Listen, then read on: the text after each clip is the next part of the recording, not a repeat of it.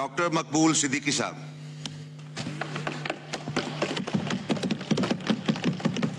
بسم اللہ الرحمن الرحیم. شکریہ اسپیکر کہ آپ نے مجھے اظہار خیال کا موقع دیا، اور گو کہ اس وقت پاکستان کے جو حالات ہیں اور جو گفتگو کرنی تھی یہاں کے ماحول کی وجہ سے وہ گفتگو کرنا بڑی مشکل ہو جاتی ہے، لیکن میں پاکستان کو مقدم سمجھتے ہوئے اپنے سیاسی مفاد کے بجائے پاکستان کے استحکام کے لیے کوشش کروں گا کہ یہ ایوان جس کی ذمہ داری پورا پاکستان ہے ذمہ داری کا مظاہرہ کرے. جناب اسپیکر، میں مبارکباد دیتا ہوں پاکستان کی عوام کو 16ویں اسمبلی کے لیے، اور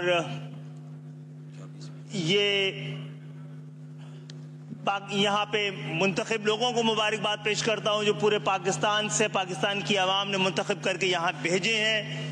میں مبارکباد دیتا ہوں اس ایوان میں ہونے والے انتخابات جس میں اسپیکر اور ڈپٹی اسپیکر منتخب ہوئے ہیں اور وزیر اعظم منتخب ہوئے، اور میں مبارکباد کا مستحق سمجھتا ہوں اپوزیشن میں بیٹھے ہوئے اپنے ساتھیوں کو کہ وہ تمام الزامات، اندیشوں، خدشوں اور شکایتوں کے باوجود انہوں نے اس ایوان میں جمہوری عمل کا حصہ بنے، اور ان کو مبارکباد. اور میں یہ بھی سمجھتا ہوں کہ ان کی شکایتیں، ان کے خدشات، اندیشے، الزامات، جناب اسپیکر آپ اس ایوان کے کسٹوڈین ہیں، آپ کو کوئی پارلیمانی کمیٹی بنانی چاہیے اس پہ بات چیت کرنے کے لیے، اس پہ تحقیق کرنے کے لیے. اسی طرح وزیر اعظم سے میں مطالبہ کرتا ہوں، ان سے درخواست کرتا ہوں کہ اس پہ آپ جوڈیشل کمیشن بھی بنا دیں تاکہ بات چیت کا، قانون کا، آئین کا راستہ اپنایا جائے شور کے راستے کے بجائے. اور یہ جو معاملہ ہے کہ یہ آئین پاکستان کی جمہوریت کا محور، سیاست کا مرکز ہے، اور سیاست کو گزشتہ 30-40 سال سے 50 سال سے یہ سیاست کو مداخلت کی شکایت رہی ہے. سیاست یہ سمجھتی ہے کہ مداخلت کی وجہ سے بار بار جمہوریت میں جو تعطل آتا رہا ہے، جو حکومت وقت سے پہلے رخصت ہوتی رہی ہیں، جو اسمبلی اپنی مدت پوری نہیں کر سکی ہے، پاکستان کے تمام مسائل کی جڑ اس پہ بات کرنے جا رہا ہوں.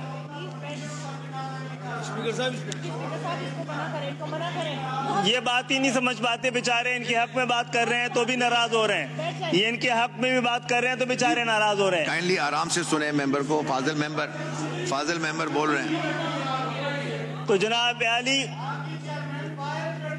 بیٹھ جاؤ. لیکن جناب اسپیکر جی، آپ نے یہ کہا، کل یہ کہا گیا کہ ہماری شناخت، ہمیں یہ کہا گیا کہ ہماری شناخت فارم 47 ہے، فارم غلط لگا دیا. ہماری شناخت 9047 ہے، فارم 47 نہیں 9047 ہماری شناخت ہے، اور فارم 45 ہمارے پاس ہے. فارم 45 ہمارے پاس ہے. ہم تو کہہ رہے ہیں ان کی بات سنیں، لیکن یہ بات سننے کو خود تیار نہیں ہے. آج آپ کنٹینیو کرتے ہیں. جناب عالی، جناب اسپیکر، 2000 آپ بیٹھیں پلیز، آپ بیٹھیں جناب. ابھی بیرسٹر گوہر صاحب نے بات کرنی ہے، آپ کے پارٹی کے ممبر ہیں وہ بھائی جو یہ بات بھی نہیں سنیں گے. بہرحال جناب یہ نہیں کرو. جناب اسپیکر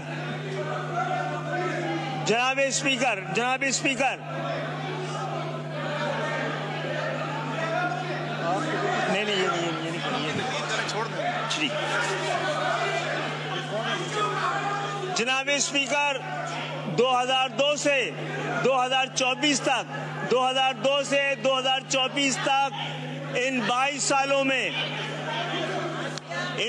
سالوں میں 5 انتخابات کم و بیش وقت پہ ہوئے ہیں. جناب تشریف رکھیں. علی محمد آپ کے لیے بھی بات کر رہے ہیں، آپ اس پہ بھی ناراض ہو رہے ہیں، آپ سے مفاہمت کی بات کر رہے ہیں، اس پہ بھی آپ ناراض ہو رہے ہیں۔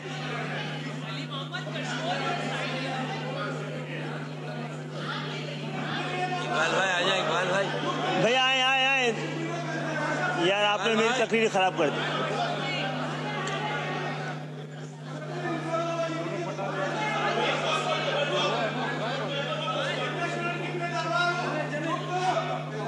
بس تقریر آپ کہتے نہیں اقبال میں ماٹا کا کراچی سے لگ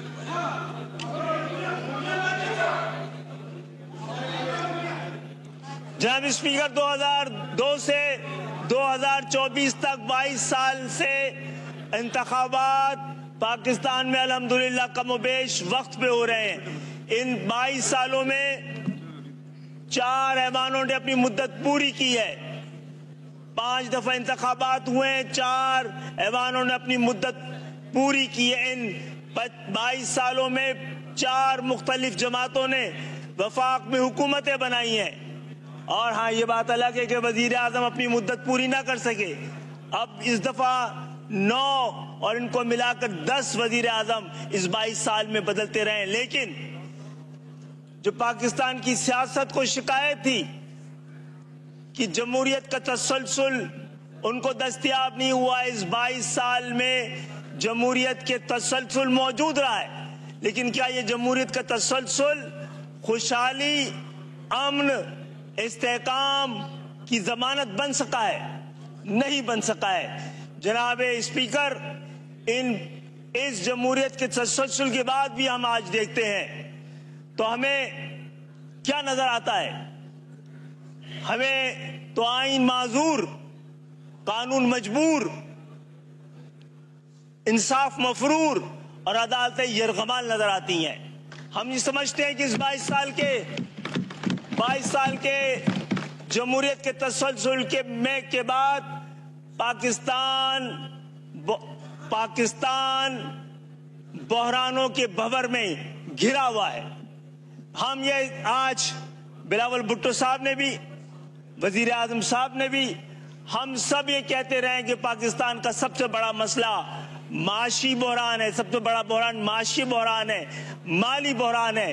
لیکن سمجھنے کی بات یہ ہے کہ پاکستان کا سب سے بڑا مسئلہ، سب سے بڑا بحران معاشی اور مالی نہیں بلکہ نیتوں کا بحران ہے۔ اگر آپ خود ٹیکس لوگوں سے نہیں لیں گے، اگر زراعت ٹیکس نہیں دے گی، اگر آپ کو زراعت پہ ٹیکس نہیں لگانا ہے تو جاگیردارانہ نظام پر آپ ٹیکس لگائیں۔ جناب عالی، اس نظام کو بدلنے کے لیے ہمیں سب کو لے کے ساتھ چلنا پڑے گا۔ اس نظام کے بطن سے وہ کچھ برآمد نہیں ہوا جس کے لیے پاکستان بنایا گیا تھا۔ میں یہ سمجھتا ہوں کہ ٹریڈ ڈیفیسٹ اس وقت خطرناک صورتحال اختیار کر گیا، اور کوئی آنے والے 20-25 سال میں اس کو درست کرنے کے کوئی امکانات نظر نہیں آتے۔ لیکن میں اس ٹریڈ ڈیفیسٹ سے زیادہ پریشان وہ ٹرسٹ ڈیفیسٹ ہے جو ہمارے درمیان، ہماری قوم کے درمیان موجود ہے۔ جناب عالی، مسئلہ ہم اس خطرے اور ہمیں ڈر ہے کہ پاکستان کہیں کو فائنینشل بینک کرپسی نہ ہو جائے، لیکن وہ جو مورل بینک کرپسی آلریڈی ہو چکی ہے اس پہ ہماری توجہ نہیں ہے۔ ہم کلیریکل ڈس آنیسٹی پہ تو قانون بناتے ہیں، لیکن جو انٹلیکچوئل ڈس آنیسٹی اس ملک میں تباہی مچا رہی ہے اس پہ ہم نے کبھی غور نہیں کیا ہے۔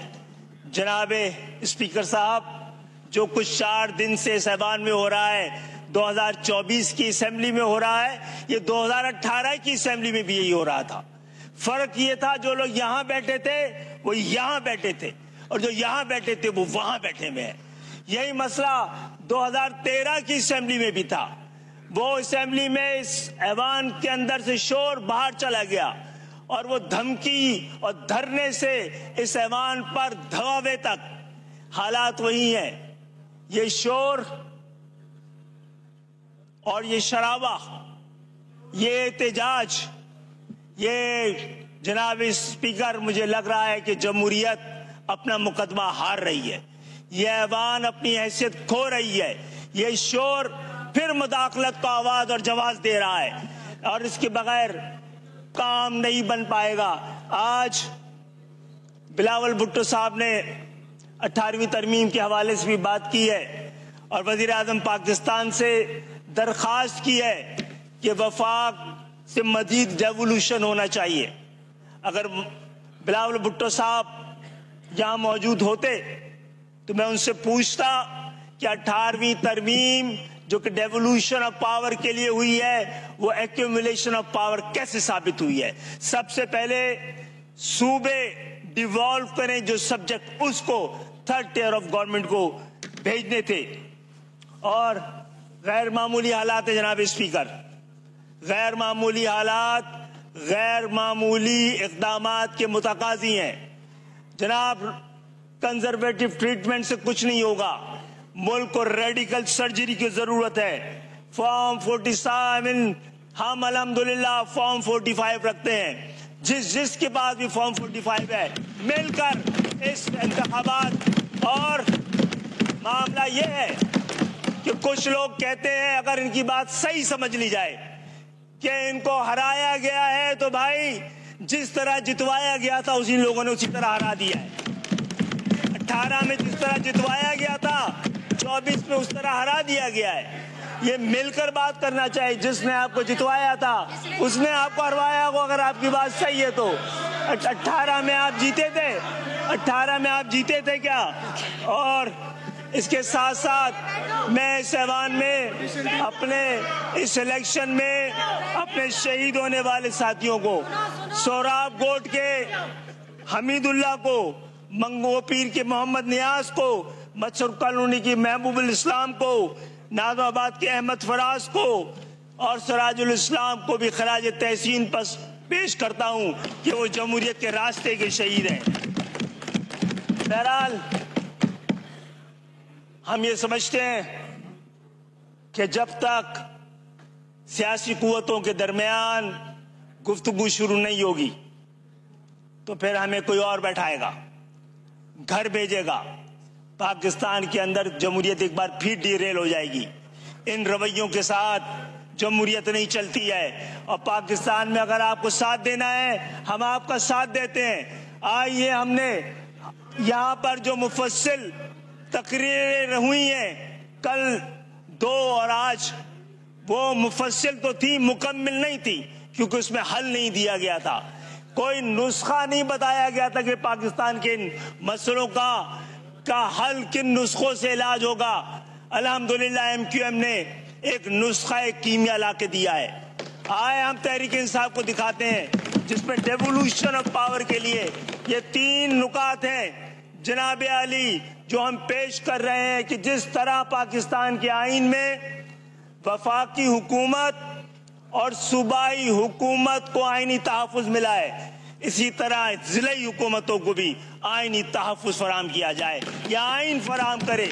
جس طرح پاکستان کے آئین میں وفاقی حکومتوں اور صوبائی حکومتوں کے محکمے اور اختیارات درج ہیں، اسی طرح ضلعی حکومتوں کے بھی محکمے اور اختیارات آئین میں درج ہوں۔ آئین حفاظت کرے پاکستان کی جمہوریت کی، اور اس آئین کو اس قابل کیا جائے کہ عام پاکستانی کی حفاظت کر سکے۔ ہماری اس آئینی ترمیم میں اس بات کو پابند کیا گیا ہے کہ NFC ایوارڈ کو PFC ایوارڈ کے ساتھ مشروط کیا جائے، اور آئین وفاق کو، صوبے کو اور ضلع کو ایک ہی فارمولے کے تحت وسائل فراہم کرے۔ اور ہم یہ چاہتے ہیں کہ جب تک پاکستان میں بنیادی جمہوریت نہ ہو، ضلعی حکومتیں نہ ہو، عام انتخابات کو کرانا ممکن نہ ہو۔ بات بہت کرنی تھی، لیکن بات اگر ایوان میں نہیں ہوگی اور وہ ایوان سے باہر ہوگی تو ہماری آواز پہلے بھی بہت توانا رہی ہے۔ اس پاکستان کے خاطر ہم نے بھی بڑی قربانیاں دی ہیں، لاکھوں جانوں کی قربانی دی ہے، اس جمہوریت کی خاطر بھی قربانیاں دی ہیں، اور اس کے باوجود ہم نے پاکستان کو ہمیشہ ہم پاکستان زندہ باد کے نعرے کے ساتھ کھڑے رہے ہیں۔ یہ ہم ہی تھے کہ جب پاکستان کی حرمت اور اپنی لیڈر کے درمیان ہمیں فیصلہ کرنا پڑا تو ہم نے پاکستان کے حق میں فیصلہ کیا ہے. اور آج بھی ہم پاکستان کو کہتے ہیں کہ اور کتنوں کا لہو چاہیے تجھے اے ارض وطن جو تیرے عارض بے رنگ کو گلنار کرے. کتنی آہوں سے کلیجہ تیرا ٹھنڈا ہوگا, کتنے آنسو ہوں جو تیرے صحراؤں کو گلزار کریں, کتنے پیمانوں کے پرزے ہوئے تنوں میں, کتنے خواب تھے جو تیری شاہراہوں میں سنگسار ہوئے. ہم تو مجبور وفا ہیں مگر اے جانے جہاں اپنے عشاق سے کوئی ایسا بھی کرتا ہے. بہت بہت شکریہ.